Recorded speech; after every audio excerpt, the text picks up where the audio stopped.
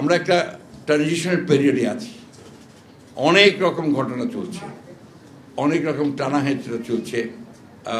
তবে একটা কথা কি, যে গণতন্ত্র যদি আমরা সত্যিকার অর্থেই প্রতিষ্ঠা করতে চাই, তাহলে একটা গণতান্ত্রিক সমাজ গড়ে তুলতে হবে, চিন্তা ভাবনাগুলোকে গণতান্ত্রিক করতে হবে। আমি মনের মধ্যে চিন্তা করবো যে আমি যা বলবো সেটাই সঠিক, তাহলে তো সেই ঠিকভাবে আমরা গণতন্ত্রকে চর্চা করতে আমি সক্ষম হব না।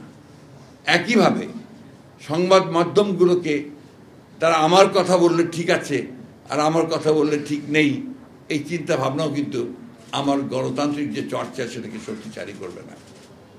সংকটটা কোথায়? সংকট যে গণতন্ত্রই তো নেই। 15 বছর ধরে তো লড়াই করলাম সেই জন্যে, যে গণতন্ত্রের উত্তরণের জন্যে। 24শে জুলাইয়ে ছাত্র জনতার অভ্যুত্থানের মধ্য দিয়ে my hats off to the student leaders, যে তাদের জন্য সম্ভব হয়েছে একটা ফ্যাসিস্ট রুলারকে, রেজিমকে সরিয়ে একটা সুযোগ সৃষ্টি করার, যে সুযোগে আমরা একটা গণতান্ত্রিক ব্যবস্থা শুরু করতে পারি। পোটেনশিয়ালটা দেখা দিয়েছে, সম্ভাবনাটা দেখা দিয়েছে। রাতারাতি হয় না, গণতন্ত্র প্র্যাকটিসের জিনিস, ওটাকে চর্চা করতে হয়। যেমন আপনার একটা গাছকে যখন বড় করতে হয় তাকে নিয়মিত পানি দিতে হয়, চর্চা করতে হয়। সেইভাবে আমি হঠাৎ করে বললাম যে গণতন্ত্রকে আমি করে ফেললাম, সেই গণতন্ত্র হয় না। আরেকটা কথা, গণতন্ত্র হয় না, এটাই করতে হবে, এটা ছাড়া অন্য কোনো কিছু হবে না। এই যে মানসিকতা, এই মানসিকতাও কিন্তু আমাকে গণতন্ত্রকে চর্চা করতে দেবে না। আরেকটা জিনিস সবচেয়ে বড়, জনগণের উপরে আস্থা রাখতে হবে, তার চিন্তা ভাবনা, তার রায়, তার মত, তার উপরে আস্থা রাখতে হবে।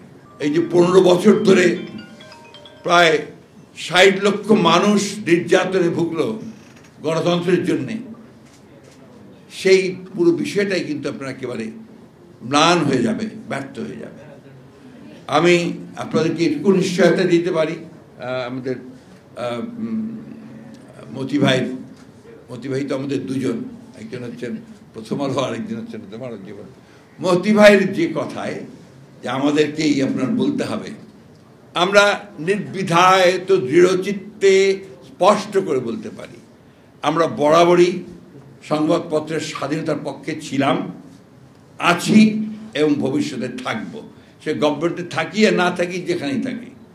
এই ব্যাপারে আপনাদেরকে আমরা নিশ্চয়তা দিতে পারি।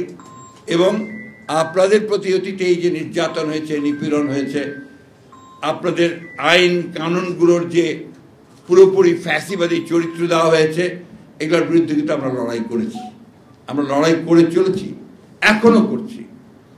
এবং খুব স্পষ্ট ভাষায়, দৃঢ় ভাষায় আবার বলতে চাই, আমরা কখনোই অন্যায়ভাবে অন্যের মতকে চাপিয়ে দেওয়া যে ব্যাপারটা আছে, এটাকে আমরা সমর্থন করব না।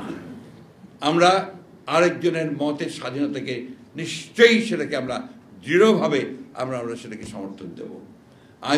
আমি তার সঙ্গে একদিন নাও করতে পারি, করি না হয়তো, কিন্তু সেটাকে আমি আপন করার চেষ্টা করব। এটাই আমাদের চিন্তা, এটাই আমাদের ভাবনা। একটা বিষয় আমি আপনাদেরকে নিশ্চয়তা দিতে পারি, যে আমরা সংবাদপত্রের স্বাধীনতা, এটা আমাদের অন্যতম, আমরা দেখি 31 দফার মধ্যে এটা আমাদের আছে, 27 দফার মধ্যে ছিল, তারও আগে ছিল, 2016 ছিল সংস্কারের। আমাদের মধ্যে তো একটা আপনার প্রচারণা চালা হয় যে আমরা কি সংস্কারের বিরুদ্ধে, প্রায় বলা হয় যে সংস্কার, আমরা নির্বাচন চাই। অর্থাৎ সংস্কার বিষয়টাই শুরু হয়েছে আমাদের দ্বারা। আমরাই আপনার একদলীয় শাসন ব্যবস্থা থেকে বহুদলীয় শাসন ব্যবস্থায় গেছি, আমরাই আপনার পার্লামেন্টারি ফর্ম অফ গভর্নমেন্টে গেছি প্রেসিডেন্ট ফর্ম অফ গভর্নমেন্ট থেকে। আমরা আমাদের অনেক আপত্তি সত্ত্বেও আমরা কেয়ারটেকার গভর্নমেন্টকে আমরা সংবিধানে নিয়ে এসেছি। এগুলো বাস্তবতা। তো শুধু ওই বাস্তবতা থেকে অযথা আমাদেরকে আবার আপনার প্রশ্নবিদ্ধ করে অন্য পথে দেখানোর চেষ্টা করা, এটার পেছনে কিছু রাজনৈতিক উদ্দেশ্য থাকলেও থাকতে পারে।